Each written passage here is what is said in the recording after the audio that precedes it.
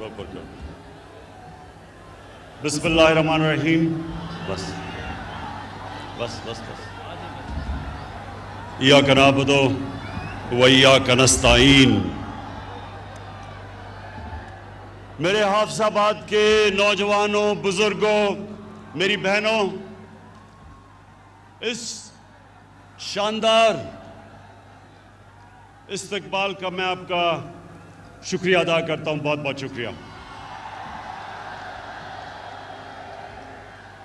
मैं आज सबसे पहले शौकत और आपके वालिद मेहदी भट्टी आपको मुबारक देता हूं, खराज तहसीन पेश करता हूं कि आज आपने ये ऑर्गेनाइज किया इतना बड़ा जलसा।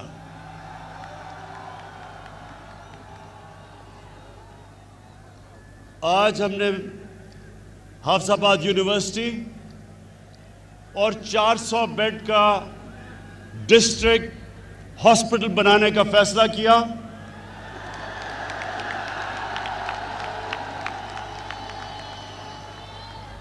और इंशाअल्लाह ये हम जल्दी से जल्दी इसलिए बनाएंगे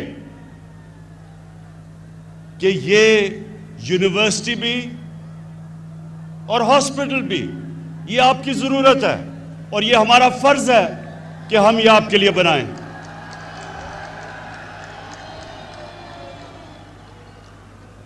उससे ज्यादा हाफिजाबाद, उससे ज्यादा मुझे इस चीज की खुशी है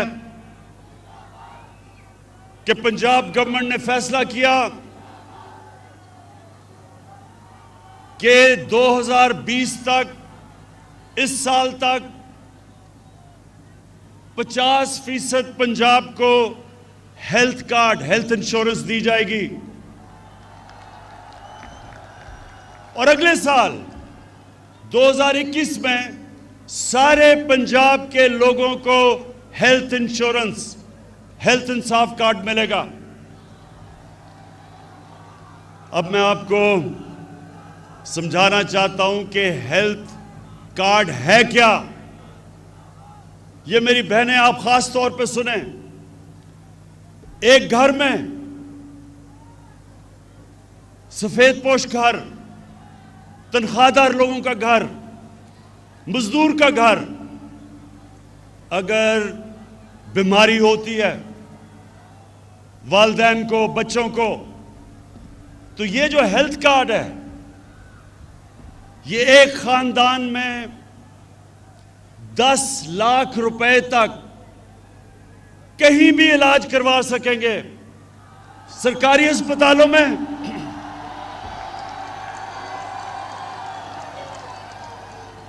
या किसी भी प्राइवेट हॉस्पिटल में।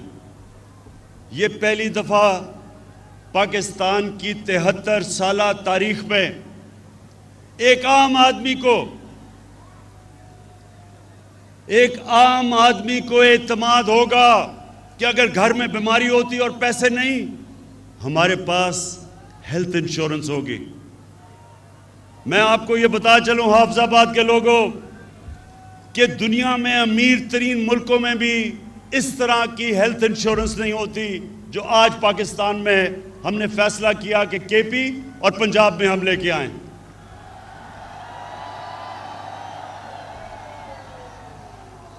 इससे क्या होगा?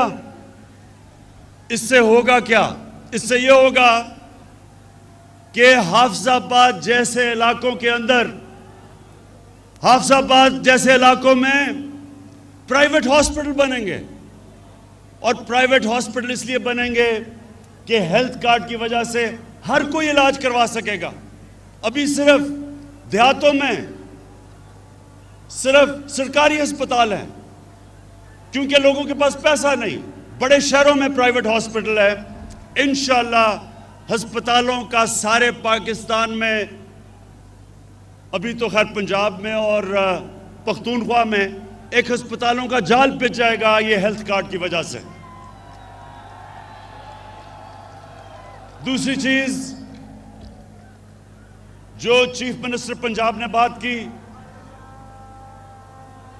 जो उस्मान बुज़दार ने बात की कि पनाहगाह हमने पाकिस्तान में पहली दफा शहरों के अंदर पनाहगाह बनाई।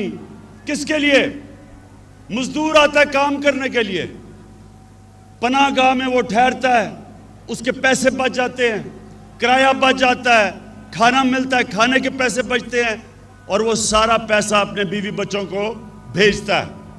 ये पहली दफा पाकिस्तान के अंदर पनाहगाह बनी है और मुझे खुशी ये है कि ये हमारा जो सफर है पाकिस्तान को फलाई रियासत बनाने का, वो शुरू हो चुका है।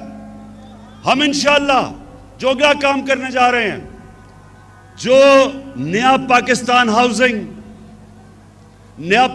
हाउसिंग का मतलब क्या कि आज तक अगर आपके पास पैसा है तो आप घर बना सकते हैं, अगर पैसा नहीं है तो किराए के घर में ठहरना पड़ता था।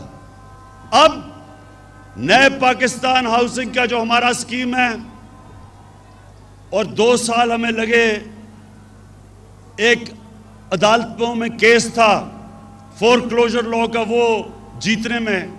अब ये होगा कि बैंकों से 5% सूद के ऊपर हम पैसे लेंगे और वो एक 5 मरले के घर कोई भी बना सकता है 5% सूद पे, और लंबी किस्तें, यानी कि जो आप किराए के ऊपर जो आप किराया देते हैं वो आप किस्तें देंगे और घर आपका अपना हो जाएगा, अपने घर पे छत हो जाएगी। ये 73 साल तारीख में इंशाल्लाह पहली दफा, बड़े लोगों ने रोटी कपड़ा और मकान की बात की, ये पहली दफा इंशाल्लाह लोगों को मकान मिलेगा। उसके बाद नौजवानों, एक तालीम का निसाब, ये भी 73 साल में पहली दफा हमारी हुकूमत कर रही है कि सारे पाकिस्तान में एक निसाब हो।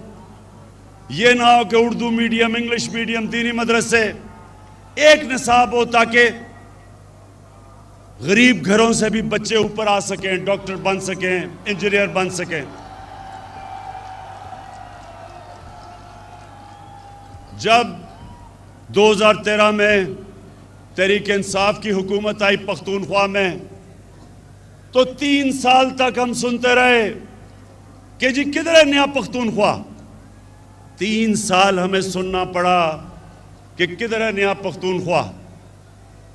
जब इलेक्शन हुआ, और पख्तूनख्वा की एक तारीख है कि वो एक जमात को दूसरी दफा बारी नहीं देते, लेकिन तहरीक इंसाफ जब इलेक्शन हुआ तो पहले से ज्यादा वोट मिली, 2/3 अक्सरियत मिली पख्तूनख्वा में 2018 में। क्यों मिली? इसलिए कि हमारे दौर में गुर्बत पख्तूनख्वा में 27% से गिर के 18% पे आ गई। 9% गुर्बत कम हुई उस सूबे में जिधर वॉर ऑन टेरर, वो जंग की वजह से तबाही थी। वो सूबा जिधर सरमायाकार बिजनेसमैन छोड़ छोड़ के इस्लामाबाद आ रहे थे, जिधर पैसे वाले लोग सूबे से बाहर जा रहे थे, फैक्ट्रियां बंद हो रही थी, उस सूबे में 9% गुर्बत कम हुई 27% से 18% पे। इसलिए लोगों ने वोट दी। और इंशाअल्लाह यही इंशाअल्लाह मेरा ख्वाब है पाकिस्तान के लिए कि हम अपने मुल्क में गुर्बत कम करें, सारी पॉलिसी बनाएं निचले तबके को ऊपर लाने के लिए। जिस तरह का हेल्थ कार्ड है, जिस तरह का तालीमी निज़ाम है, जिस तरह का अस्पतालों का निज़ाम है, जैसे जैसे नीचे से लोग ऊपर आएंगे और जैसे जैसे पाकिस्तान एक फलाई रियासत बनेगी, इंशाअल्लाह यही कौम एक अजीम कौम बनने जा रही है। और दूसरी चीज, हाफिजाबाद के लोगों, अब ये जरा गौर से सुनो। इस वक्त जो पाकिस्तान में दूसरा हमें काम करना है और कर रहे हैं, वो है कानून की बालादस्ती कायम करना। ये क्यों जरूरी है? ये हमारे नबी सल्लल्लाहु अलैहि वसल्लम ने मदीना की रियासत जब बनाई तो उन्होंने कहा कि बड़ी कौमें तबाह हुई तुम्हारे से पहले, जिधर एक कानून अमीर के लिए और दूसरा गरीब के लिए था। ये गौर से सुने, जिधर ताकतवर के लिए एक कानून और कमजोर के लिए दूसरा, उस कौम में कानून की बालादस्ती नहीं आती। जब भी एक कौम आगे बढ़ती है तो कानून की बालादस्ती आती है। कानून के सामने सब एक बराबर। इस वक्त हमारे मुल्क में ये जो सर्कस लगाई हुई है, ये जो सर्कस लगी हुई है, ये वो लोग हैं 30 साल से इन्होंने इस मुल्क को लूटा। ये अमीर तरीन हो गए और कौम को कर्जों में डुबा दिया। इनके लिए एक और कानून था, आम चोर जो भैंस चोरी करता था या जो मोटरसाइकिल चोरी करता था, उसके लिए एक और कानून था। और ये जो अरबों रुपया चोरी करके मुल्क का बाहर लेके जा रहे थे, इनको पाकिस्तान का इंसाफ का निजाम नहीं पकड़ता था। अब इनको मुश्किल पड़ गई है। पहली दफा जो केसेस नैब के अंदर इनके दौर में बने हुए थे, हमने नहीं केसेस बनाए, ये इनके दौर के केसेस थे। वो अपने दौर में तो ये एक दूसरे को पूछते नहीं थे। हमारे दौर में हमने नैब को आज़ाद छोड़ दिया है। इनके दौर में नैब इनकी गुलाम थी, हमारे दौर में आज़ाद है। अब ये सारी ब्लैकमेल इसलिए मुझे कर रहे हैं कि ये चाहते हैं कि मैं किसी तरह नैब को ख़त्म कर दूं ताकि इनकी चोरी बच जाए। हाफिजाबाद के लोगों, पहले मुझे बताओ, क्या मैं इनको छोड़ दूं?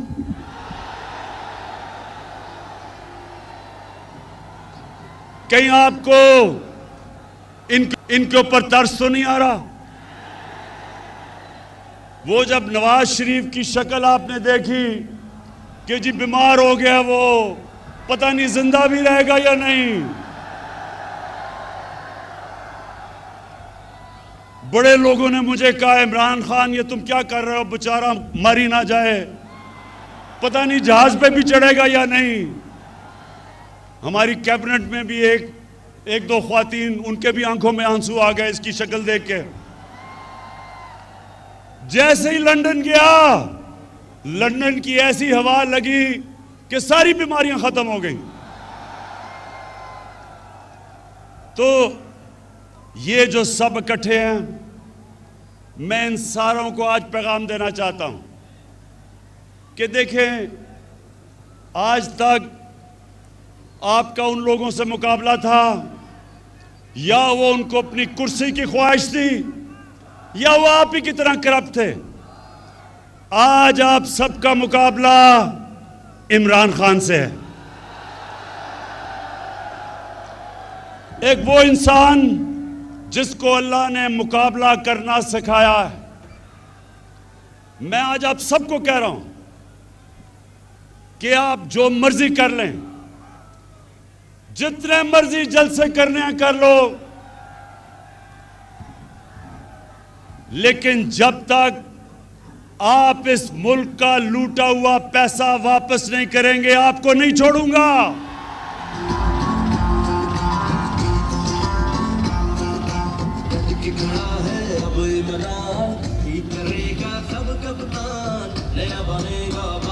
बस। अच्छा, इन्होंने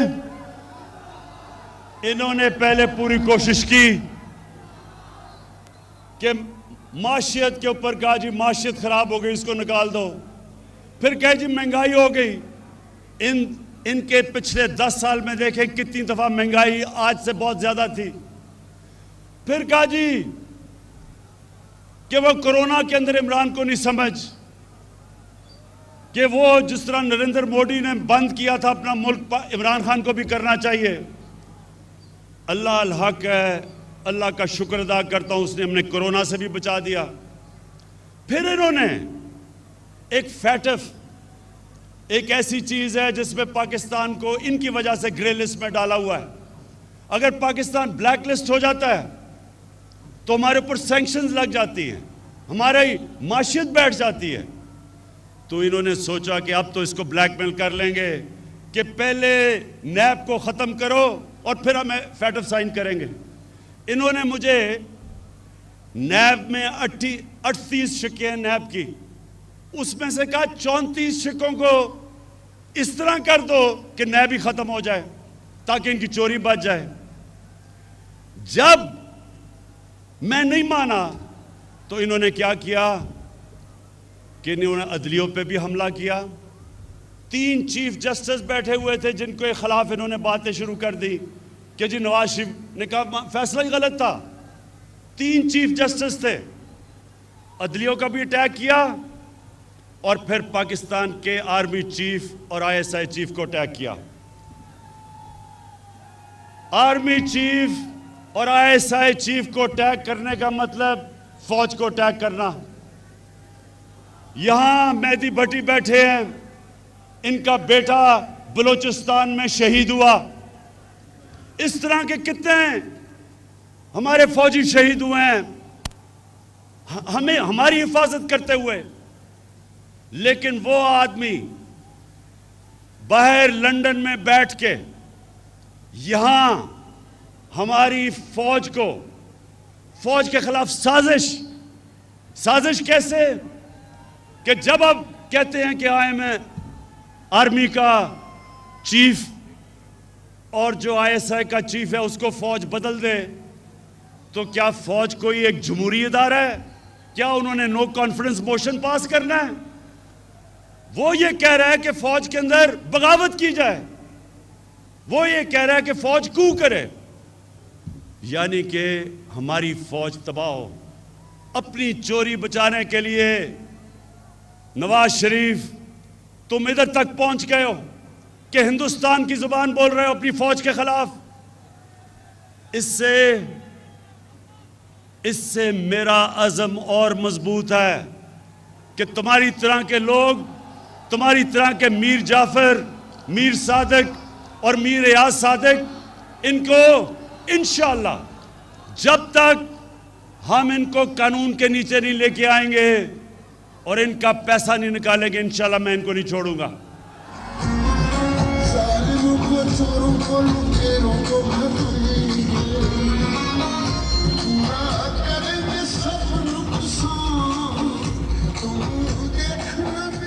अच्छा, और ये जब सर्कस इनकी लगती है उसमें हर किस्म के लोग होते हैं।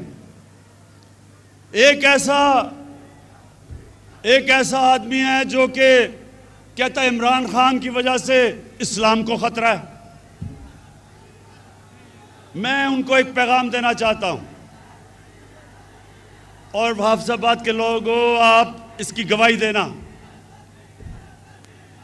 आज तक पाकिस्तान की 73 साल तारीख में, मैं इसी की बात कर रहा हूं,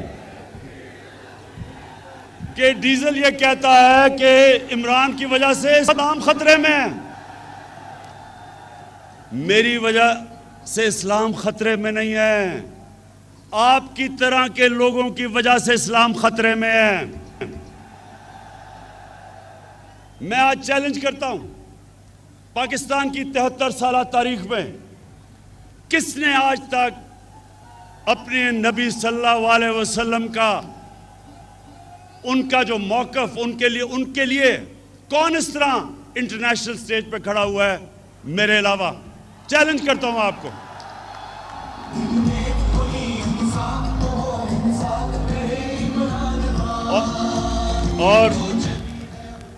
और ये मैं आपको बता दूं, ये किसी वोट के लिए मैंने नहीं किया, ये मेरा ईमान का हिस्सा है। हमारे नबी सल्लल्लाहु अलैहि वसल्लम हमारे दिलों में बसते हैं। आखिर में ये सारे जो सर्कस लगाई हुई है, ये कहते हैं कि इलेक्शन में धांधली हुई। ये सारे कहते हैं कि इलेक्शन में धांधली हुई। मैं इनसे सबसे पहले सवाल पूछता हूं कि अगर इलेक्शन में धांधली हुई तो मैंने तो आपको कहा था कि जिधर भी धांधली हुई हम तैयार हैं इलेक्शन खोलने के लिए। क्यों नहीं आ पाए?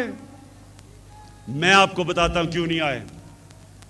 2013 में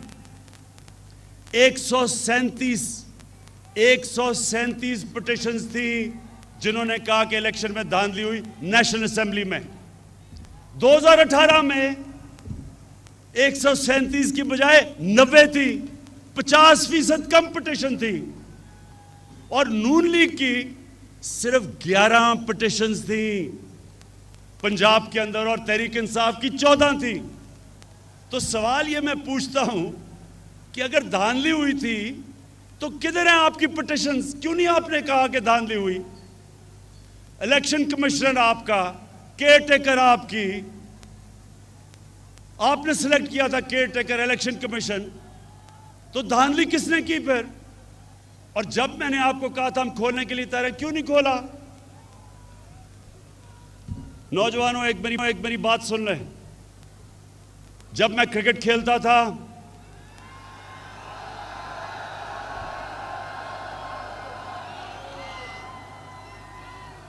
तो मेरे दौर में अपने अपने अंपायर होते थे। जो मुल्क होता था जिधर आप क्रिकेट खेलने जाते थे उनके अपने अंपायर थे। तो ज्यादातर जब टीमें हारती थी दूसरे मुल्क में तो वो कहती थी अंपायरों ने हमें मैच हरा दिया। तो मैं वो क्रिकेट की तारीख का 150 साल तारीख में वो पहला कप्तान था जिसने कहा कि न्यूट्रल अंपायर आने चाहिए, यानी कि अपने अंपायर नहीं होने चाहिए, दूसरे मुल्क से अंपायर मंगवाओ ताकि वो न्यूट्रल हो। और आप अगर दुनिया की क्रिकेट की तारीख उठा के देखें तो पहला कप्तान था जिसने अपने मुल्क में दुनिया की सबसे ताकतवर टीम वेस्ट इंडीज के साथ न्यूट्रल अंपायर मंगा के मैच खेला। और फिर दूसरी टीम जो मंगवाई न्यूट्रल अंपायर से, हिंदुस्तान से जब हमारा मैच होता था ना पाकिस्तान उधर जीतता था क्योंकि जब टीम हारने लगती थी उनके अंपायर आ जाते थे, ना हिंदुस्तान यहां जीतता था और कई दफा हमारे अंपायर भी हमारी मदद करते थे। तो मैं पहला कप्तान था जिसने हिंदुस्तान में जाके हिंदुस्तान के अंपायरों के होते हुए हराया हिंदुस्तान को। और फिर बस और फिर जब हिंदुस्तान पाकिस्तान आई तो हमने न्यूट्रल अंपायर से उनके साथ मैच खेला और हमारी वजह से आज दुनिया की क्रिकेट में न्यूट्रल अंपायर हैं। जो हारता है वो हार मान जाता है, वो कहता है क्योंकि अंपायर अब न्यूट्रल है। आज मैं आपके सामने वादा करता हूं अपनी कौम से, ये मेरी हुकूमत है जो पहली दफा पाकिस्तान में एक ऐसे इलेक्शन करवाएगी कि जो हारेगा वो भी मानेगा कि इलेक्शन साफ और शफाफ हुआ है। इसके लिए हम कई चीजें कर रहे हैं। हम इलेक्ट्रॉनिक वोटिंग कर रहे हैं। हम एक इलेक्ट्रॉनिक वोटिंग यानी टेक्नोलॉजी का फायदा उठाएंगे। हम इसके ऊपर पूरा काम कर रहे हैं। हम इंशाल्लाह सारे वो कदम उठाएंगे कि ऐसा इलेक्शन होगा जो सिर्फ पाकिस्तान में एक दफा हुआ था 1970 में, जब सब ने कहा कि साफ और शफाफ इलेक्शन है। उसके अलावा सारे इलेक्शनों में जो हारता था वो कहता था कि इलेक्शन में धांधली हुई। ये जो अब इलेक्शन होगा, हम इलेक्शन रिफॉर्म्स कर रहे हैं, टेक्नोलॉजी लेके आ रहे हैं। जो जो चीज़ें हमने पूरा स्टडी किया कि कैसे साफ होगा, सारी इस्लाहत कर रहे हैं। और इंशाअल्लाह जिस तरह क्रिकेट की दुनिया में मैं पहला कप्तान था जो न्यूट्रल अंपायर लेके आया, आज इंशाअल्लाह पाकिस्तान भी याद रखेगा कि वो हुकूमत आई जिसने पहली दफा पावर में होते हुए साफ और साफ इलेक्शन करवा के भरपूर तरीके से इलेक्शन जीता। मैं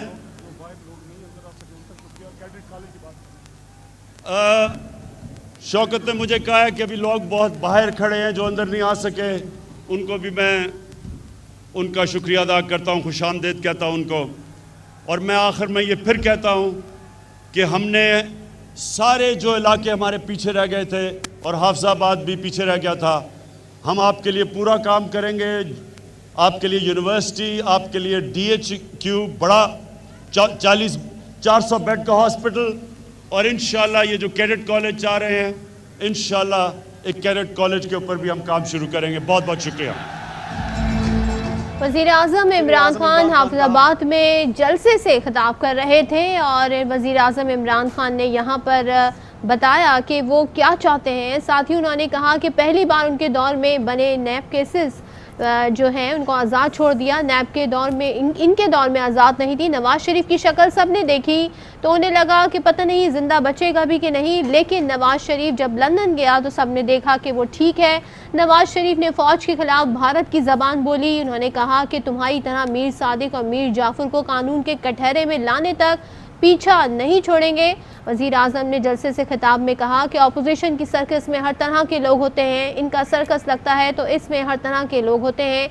एक शख्स इनमें से कहता है कि इमरान खान की वजह से इस्लाम को ख़तरा है, इन लोगों की वजह से पाकिस्तान को ख़तरा है।